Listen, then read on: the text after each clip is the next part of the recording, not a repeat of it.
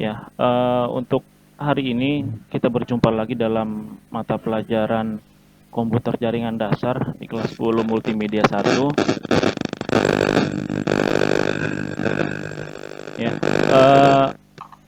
untuk hari ini kita akan masuk materi selanjutnya. Untuk sebelum itu, saya persilakan untuk ketua kelas untuk memimpin doa. Silakan. Doa Pak. Uh, Baik Bapak, Bismillahirrahmanirrahim. Untuk memulai pembelajaran baru, mudah-mudahan kita mendapatkan keberkahan dari Allah Subhanahu Wa Taala. Berdoa mulai, berdoa selesai. Baik, terima kasih. Mari kita sama-sama luruskan niat kita untuk kegiatan belajar ini, karena kalau kita tidak niatkan untuk kegiatan belajar ini, maka hasilnya akan sia-sia. Karena inna amalu biniat, semua dilakukan oleh melalui niat. Jadi kalian datang dari rumah menyempatkan membuka perangkat laptop atau handphone untuk mengikuti kegiatan pembelajaran ini sudah menyita waktu kalian, maka kita akan harus kita niatkan agar pembelajaran ini bisa diserap dengan baik oleh kalian, berguna bagi diri kalian dan berguna bagi orang lain. Yang kedua, setelah kita lakukan niat kita, mari kita lakukan dengan usaha. Usahanya adalah kalian memahami, menerima ilmu dengan baik, lalu mengaplikasikannya dengan baik. Setelah berusaha, mari kita lakukan dengan berdoa nanti. Setelah selesai pembelajaran, mudah-mudahan apa yang kalian pelajari itu bisa berguna bagi diri kalian atau khususnya diri kalian. Mudah-mudahan bisa diimplementasikan ke masyarakat sekitar. Oke, baik, untuk pembelajaran saya hari ini, jadi kita menyambung dengan materi yang minggu lalu. Minggu lalu kita sudah saya sampaikan materi tentang instalasi sistem operasi. Lalu dilanjutkan dengan penginstalan perangkat pada driver pada komputer. Yang selanjutnya kita akan melakukan instalasi software aplikasi. Ya, mungkin ini adalah materi lanjutan ya dari step-step sebelumnya. Jadi mungkin kalian sudah memahami ya basic-basic dasarnya. Materi yang saya sampaikan adalah, enggak, saya screen dulu.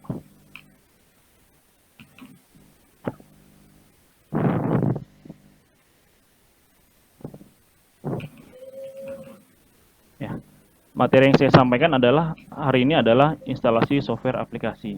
Ya, sebelum saya mulai, apakah ada yang tidak masuk hari ini, anak-anak? Masuk semua Pak. Ya, siap.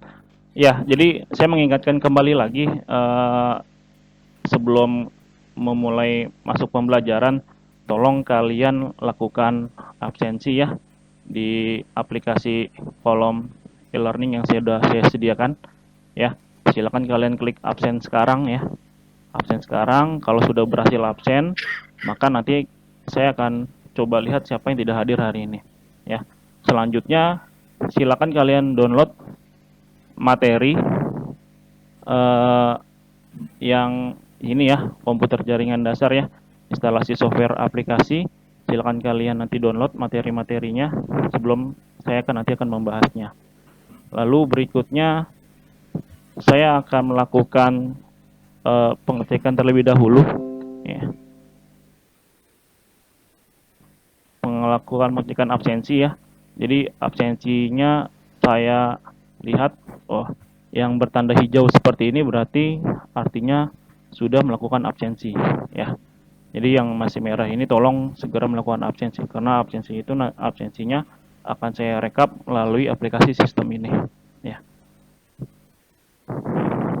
Oke, kita kembali lagi, kita langsung masuk materi pembelajaran tentang instalasi software aplikasi.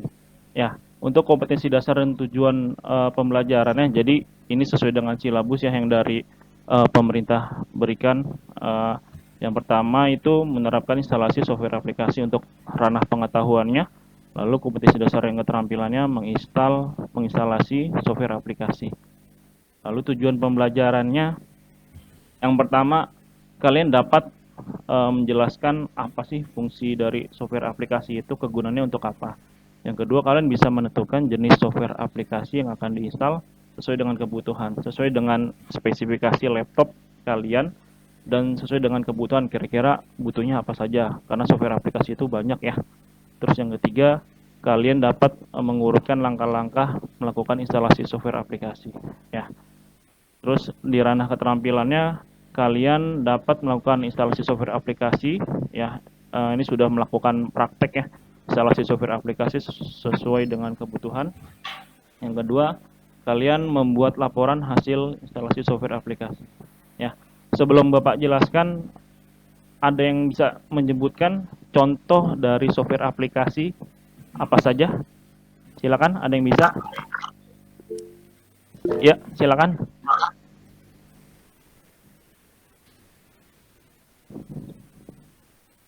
Silakan Pak Daniel. Baik Pak, software aplikasi yang saya tahu yang software aplikasi pakai buat ngetik itu Word, Excel, PowerPoint Pak. Ya, betul. Ada lagi yang lain Pak Reki mungkin? Mozilla. Ya. Mozilla Firefox Pak. Ya, betul. Jadi banyak ya aplikasi software aplikasi itu yang kita ketahui sangat banyak. Nah, untuk menggunakan secara efisiensi melakukan software aplikasi itu, kita dapat melakukan instalasi sesuai dengan kebutuhan. Kita memilih jenis-jenis kebutuhan software aplikasi apa saja yang kira-kira sesuai dengan kebutuhan dari laptop atau PC komputer kita. Tuh. Ya. Jadi yang tadi disebutkan sudah benar, tapi masih banyak sekali software-software aplikasi itu yang terdapat. Kalau kita inginkan, kita tinggal searching, browsing, cari di Google, keywordnya apa, maka akan keluar. Ya, yang akan saya ajarkan adalah cara melakukan instalasi software aplikasi tersebut. Ya, jadi silakan kalian simak terlebih dulu penjelasan saya. Nanti di akhir itu silakan kalian lihat ada tugasnya ya, tugas di kolom LMS tadi yang saya sudah tunjukkan. Tugasnya itu silakan buat kesimpulan dan cara melakukan satu software instalasi aplikasi. Oke. Saya lanjut. Jadi fungsi utama software aplikasi itu ini adalah sebuah ranah hal kewajiban ya. Kalau kita bandingkan dengan kehidupan sehari-hari, mungkin ada prosesnya, ada input, ada output, ada proses. Nah, begitupun juga pada komputer. Komputer ada proses dari hardware perangkat keras. Ada softwarenya yang akan software ini diisi di dalamnya, ada sistem operasi, ada program aplikasi, dan ada yang terakhir ada brainware. Nah, dari 3 unit ini, hardware, software, dan brainware ini adalah saling keterkaitan semuanya. Misalkan ada hardware tapi tidak ada software, maka komputer tidak akan bekerja. Ada hardware, ada software, tapi tidak ada brainware atau tidak ada user penggunanya, maka komputer tidak akan running, tidak akan berjalan. Ya, jadi ketiga ini tuh saling berkaitan. Ya, jadi contohnya kayak misalkan proses input ya, di input terus lalu diproses maka keluarlah output. Nah, dalam kehidupan sehari-hari juga seperti itu. Misalkan kita logikakan input proses output itu adalah makan ya. Makan itu adalah input ya, lalu diproses di perut, lalu keluarnya adalah output gitu. Nah, sama dengan komputer. Jadi komputer itu ada yang tadi saya jelaskan hardware. Hardware-nya itu adalah alat inputnya ya. Nah, input itu yang perangkat-perangkatnya. Lalu ada software. Software-nya itu proses yang memproses semua aplikasi pada komputer adalah itu software.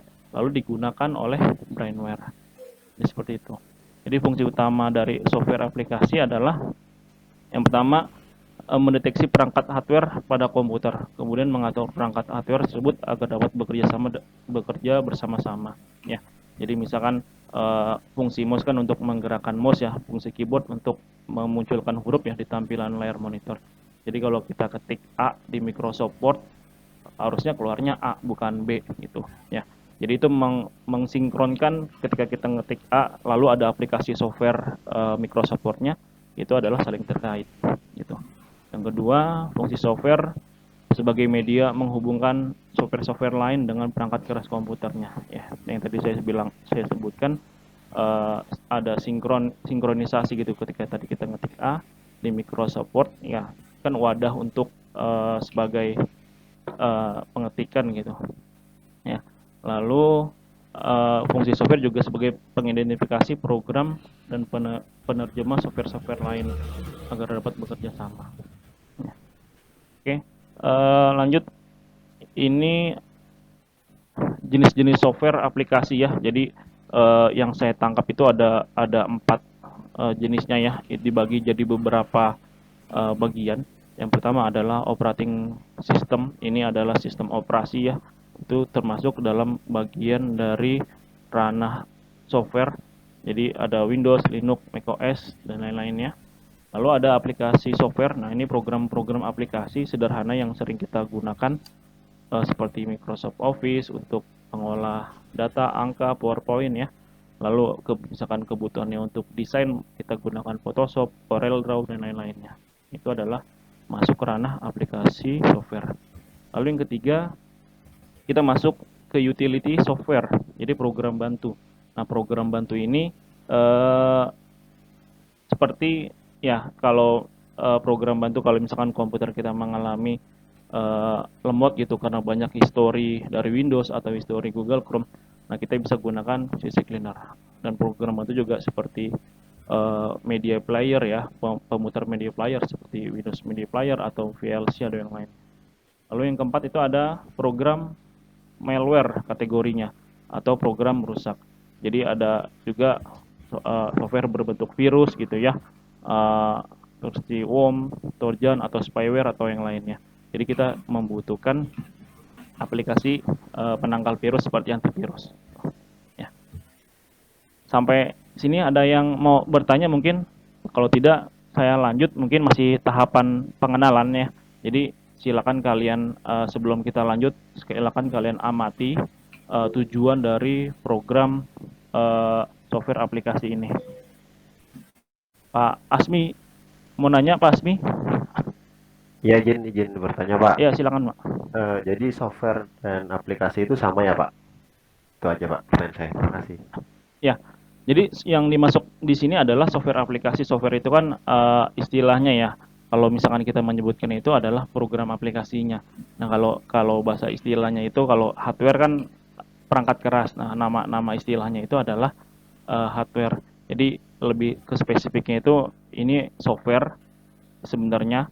Kalau aplikasi, ya aplikasi itu di dalam software gitu, sama aja. Ya. Oke, saya lanjutkan dulu ya. Berikutnya ini adalah step by step cara menginstal software aplikasi secara umum ya. Jadi sebelum kalian melakukan instalasi software itu, kalian yang pertama harus mempunyai aplikasi softwarenya, gitu ya. Jadi kalian sudah download atau kalian terima dalam bentuk Excel atau MSI dalam bentuk Windows ya. Ini formatnya Windows. Lalu setelah itu kita lakukan install ya. Biasanya kalau kita install itu kan hanya baca perintah petunjuk ya. Kita checklist, kita klik next sampai dengan selesai tahapannya seperti itu. Nah, ada dua yang membedakan. Ada software yang berbasis free, ada software yang berbasis berbayar. Jadi kalau free itu setelah kita install kita langsung bisa gunakan. Tapi kalau software yang berbasis berbayar, setelah install dia minta aktivasi berupa serial number atau registry key atau yang lain-lainnya. Nah, kita harus menyiapkan itu juga gitu ya.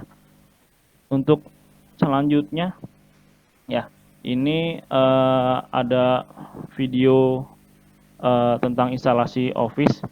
Saya akan tunjukkan sekilas saja ya. Jadi artinya yang kami pilih nanti yaitu setup 64 bit. Ya. Jadi untuk setelah kalian melihat video pembelajaran, video tutorial tentang instalasi Microsoft Office ya, pada contoh yang tadi saya berikan itu adalah kita harus memperhatikan yang pertama adalah spesifikasi dari komputer kita. Komputer kita misalkan Core 2 Duo atau dual core atau Core i3 dengan RAM berapa. Nah, spesifikasi itu kita kaitkan dengan software yang akan kita install. Misalkan kegunaannya Adobe Photoshop, berarti kan harus misalkan menggunakan Core i3 dengan RAM-nya 4 GB agar ketika nanti running di Photoshop-nya itu tidak terlalu nge-lag atau tidak terlalu lambat gitu dalam proses pengerjaan. Jadi kita juga harus sesuaikan dengan tentang spesifikasinya, ya. Yang kedua, kita juga harus sesuaikan dengan kebutuhan kita. Jadi kita melihat dengan aplikasi yang ada spesifikasi di laptop kita. Kebutuhannya misalkan laptop kita hanya dual core nih, tapi kita nggak mau install aplikasi desain yang berat. Nah, itu kan mungkin tidak mampu ya, atau tidak sanggup. Jadi mungkin kita bisa alihkan ke yang lainnya gitu, ya. Kalau untuk program Office saya rasa itu kuat-kuat saja gitu untuk spesifikasi laptop seperti itu, ya. Jadi nanti tugas akhirnya sebelum saya lakukan tanya jawab adalah, ya, contoh kasusnya ini sudah ada di dalam ini ya, di LMS di tugas ya. Ya. Jadi saya sudah kasih tugasnya ke kalian. Nanti silakan kalian lihat tugasnya ya. Tugasnya tentang melakukan identifikasi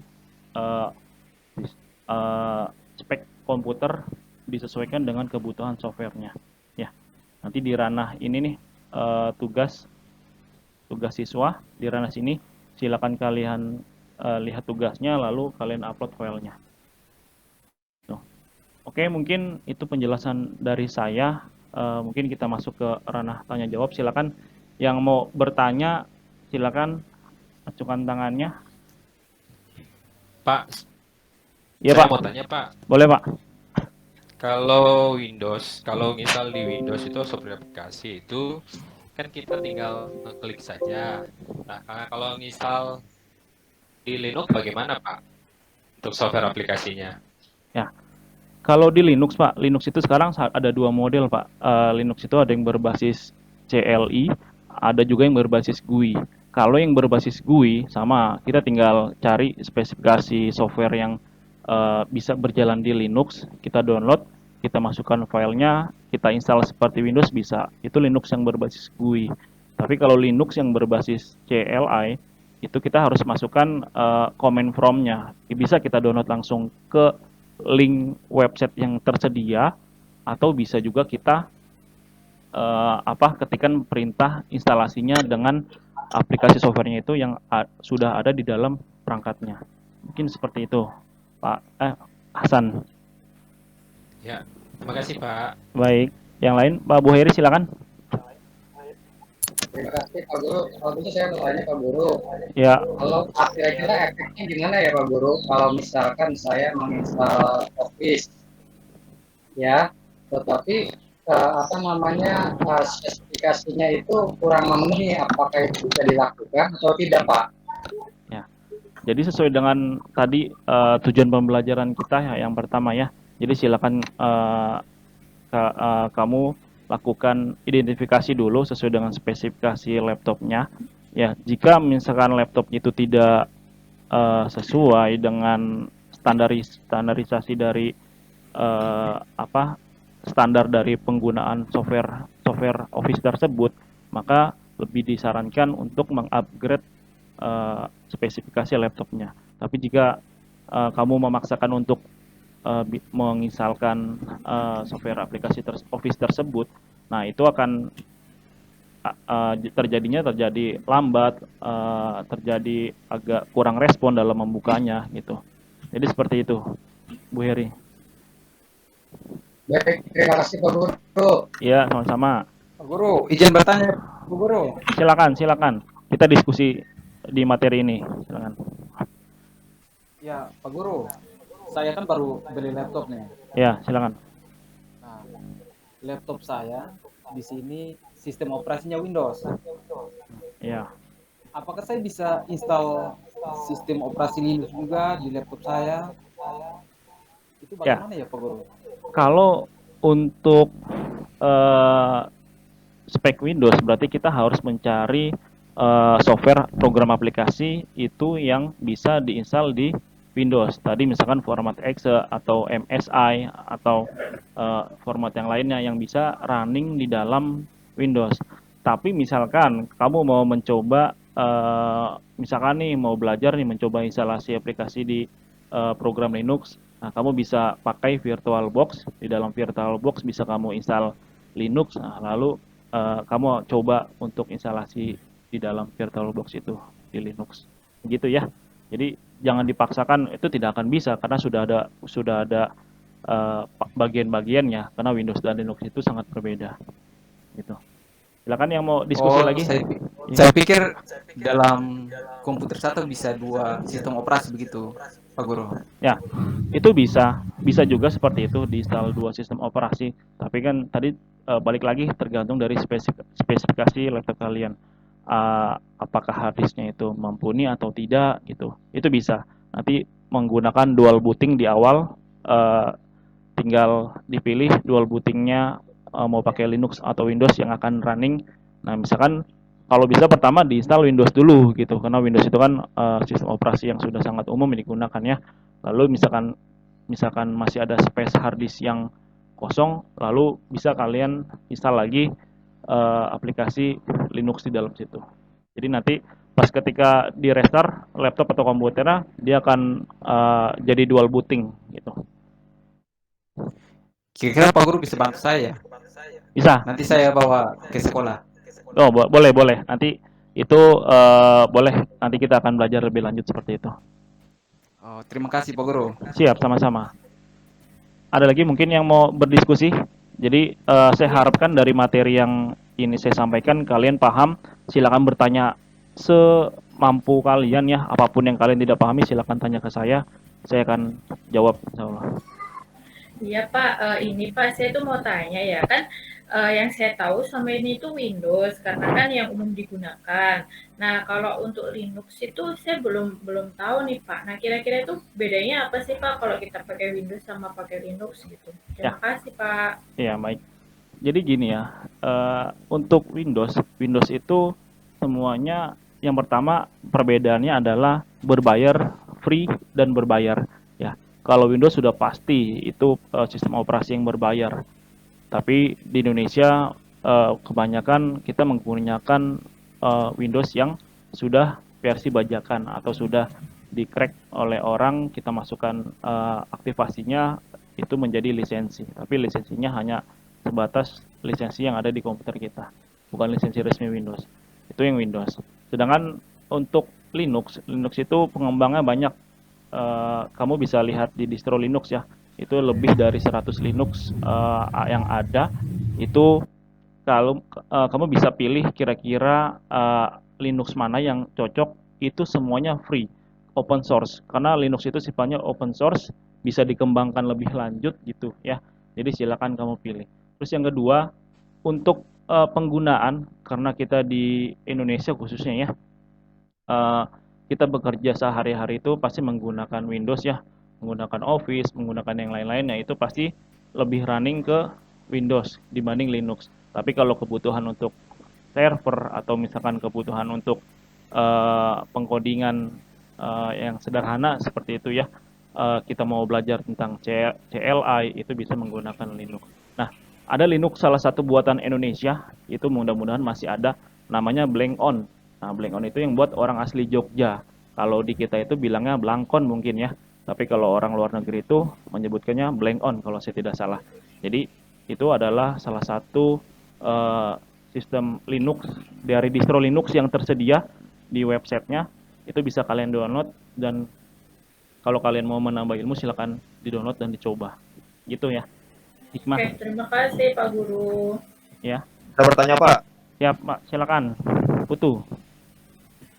Pak, ini saya kan dibawakan kakak itu laptop Pak. Terus kalau nggak salah itu ada logonya Apple yang digigit gitu Pak. Ya. Nah, terus saya mau ngirim foto Pak dari HP, dan kebetulan HP saya Xiaomi. Ya. LCD-nya udah retak sih Pak. Terus HP saya nggak bisa Pak dipakai, dikonekin ke laptop itu Beli Pak. lagi. Gimana caranya Pak? Ya, eh, jadi ada salah satu sistem operasi itu ada yang namanya macOS ya. macOS ini bisa dibilang adalah sistem operasi yang mahal ya. Jadi macOS mungkin namanya itu Pak. ya macOS ya. Tadi yang macOS. Bapak yang Putu tanyakan yang Apple Iya itu ya. ya. Ah, Saya macOS. nggak ngerti Pak caranya pakai Pak. Ya, itu macOS atau Macintosh OS ya. Itu adalah sistem aplikasi sistem operasi yang cukup mahal ya. Jadi digunakan biasanya di kalangan-kalangan yang atas ya. Sebenarnya sih hampir sama saja ya kegunaannya seperti sistem operasi yang lain. macOS itu berbasis GUI. Jadi kalau misalkan sistem operasi atau program aplikasi juga banyak yang tidak bisa punya Windows misalkan ya, banyak yang juga tidak bisa running di dalam macOS seperti itu. Jadi macOS juga punya platform untuk menginstalkan aplikasi software aplikasi itu sama khusus dari macOS. Jadi punya Windows belum tentu bisa dipakai di macOS gitu. Punya Linux belum tentu bisa dipakai di Windows. Jadi masing-masing sistem operasi itu mempunyai platformnya masing-masing untuk melakukan instalasi program aplikasinya tersebut. Jadi kalau misalkan tadi tidak bisa terhubung ya, nah coba cari drivernya yang kira-kira bisa terhubung ke dalam macOS gitu.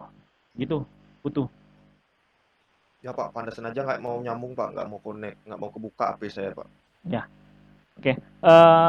Saya rasa cukup menarik ya diskusi kita. Artinya apa yang saya sampaikan ini kalian sudah pahami. Jadi materi ini harus kalian serap, harus pahami untuk bisa melakukan kita ke tahap materi selanjutnya. Ya, mungkin ada dari kalian yang bisa membuat kesimpulan dari apa yang saya jelaskan sebelum nanti kita tutup pertemuan kita hari ini. Silakan. Ya, Aam, silakan. Saya Pak. Oh, Bu Heri, ya, silakan. Iya. Pak Heri ya, Pak Heri. Ya, Iya, mangga. sok mangga. Pak Guru, mohon izin Pak Guru. Siap. Coba nyicilin tadi yang dipelajari Pak Guru. Ya, siap. Yang pertama, ketika kita menginstal salah satu aplikasi, yang perlu diperhatikan adalah perangkatnya sesuai atau tidak dengan yang dibutuhkan aplikasi. Ya. Itu Pak Guru. Ya, betul. Betul sekali, Pak. Itu saja Pak Guru yang bisa saya sampaikan. Mungkin ada rekan teman-teman yang lain yang bisa menambahkan, silakan Pak Guru. Ya, silakan yang lainnya. Saya boleh Pak. Ya, silakan Daniel. Jadi kalau kata Bapak, Windows cuma bisa aplikasi untuk Windows, Linux cuma bisa aplikasi untuk Linux. Kalau instalan di Linux nggak bisa install di Windows, betul gitu ya Pak? Iya, betul. Betul. Ya, terima kasih Pak. Itu Ya. Pak Guru yang request mau itu Pak Guru tuh yang angkat tangan itu. Iya, silakan. Yang Yang request. Yang request silakan. Oh, tidak. Ya. Jadi inti kesimpulan materi pembelajaran kita hari ini, software aplikasi ini adalah kita melakukan instalasi itu sesuai dengan kebutuhan ya. Jadi yang tadi Bu Heri bilang itu benar ya. Jadi program aplikasi yang akan kita install ini kita harus sesuaikan yang pertama dengan sesuai spesifikasi dari laptop kita. Kalau tidak sesuai jangan dipaksakan gitu. Kita harus cari software aplikasi yang mungkin speknya agak rendah ya. Yang kedua kita sesuaikan dengan kebutuhan laptop yang akan kita gunakan. Misalkan hanya untuk sehari-hari gitu, berarti kan hanya diinstal pekerjaan kantor, misalkan diinstal Office, pembaca PDF, pemutar video, musik, aplikasi browser, nah itu sudah cukup. Tapi kalau misalkan kebutuhannya untuk kalian butuh untuk desain, untuk editing video, nah itu kalian harus membutuhkan spesifikasi laptop atau komputer yang spesifikasinya cukup besar ya. Jadi bisa digunakan untuk editing video dan aplikasi editing bisa diinstal di dalam situ ya. Jadi itu kesimpulan dari pembelajaran kita hari ini. Silakan kalian kerjakan tugasnya. Nanti tugas ini akan saya nilai dan kita akan bahas di pertemuan berikutnya ya. Jadi ini ada studi kasus Budi membeli laptop baru dengan spesifikasi di bawah ini. Lalu kira-kira program aplikasi apa saja yang dibutuhkan gitu ya, sesuai dengan deskripsi. Lalu kalian urutkan langkah-langkah ya, sesuai dengan tadi materi keterampilan ya, dibikin kesimpulan. Urutkan langkah-langkahnya, satu contoh instalasi aplikasi software itu silakan upload di LMS di tugas yang sudah saya buat ya. Jadi nanti kalian silakan klik di sini dilihat tugas ya. Lalu kalian nanti tinggal kirim jawabannya di sini. Seperti itu. Mungkin itu untuk materi hari ini. Kita akan bertemu lagi minggu depan ya di materi yang Ini maksimal berbeda. tugasnya kapan Pak? Ya, Ngeuploadnya Pak? ini Maksimal tugasnya tugasnya. sudah ada waktunya ya. Jadi Oh, sudah kalian ada ya waktunya. ujian dimulainya tanggal 10 ya. Tanggal 10 jam 8, ditutupnya jam 12. Jadi disesuaikan dengan deskripsi di tugasnya. Ya, silakan dikerjakan. Nanti akan saya beri nilai di dalam LMS-nya. Kita akan bertemu lagi minggu depan. Mungkin itu saja yang bisa saya sampaikan ya. Kurang lebihnya mohon maaf. Assalamualaikum warahmatullahi wabarakatuh. Dan sehat selalu untuk kalian. Waalaikumsalam. Wabarakatuh.